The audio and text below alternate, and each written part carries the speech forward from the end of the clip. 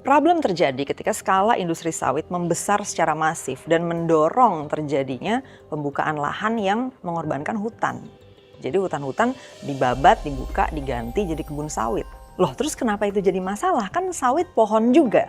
Ada daun-daunnya, plus dia nyerap karbon dioksida dan ngehasilin oksigen juga. Kelapa sawit itu pohon, ada daunnya kan? Oke, kita bahas di sini apa bedanya kebun sawit dengan hutan tropis. Pertama, struktur hutan tropis tuh punya banyak lapisan, dari ground layer, shrub, understory, hingga kanopi yang sangat beragam. Sementara perkebunan sawit cuman punya satu lapisan dominan.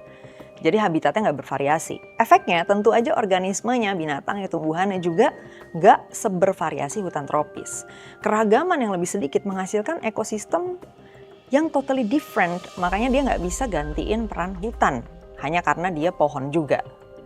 Kedua, hilangnya variasi organisme itu juga datang dari monokultur sawit itu sendiri. Berbagai spesies yang biasanya hidup di hutan nggak bisa bertahan di lingkungan yang homogen kayak gitu. Ketiga, sawit itu ngelepasin uap air yang jauh lebih sedikit ke atmosfer dibanding hutan.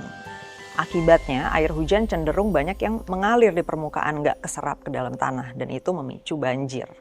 Keempat, struktur tanah di bawah kebun sawit juga sangat sederhana dan mudah mengalami erosi, terutama di area berbukit.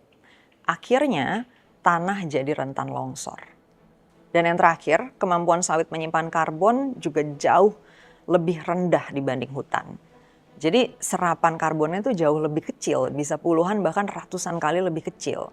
Sedangkan kita butuh banget perangkat ekosistem buat penyerap karbon yang kita hasilkan dari bernapas, berkendara, beraktivitas industrial, dan lain sebagainya.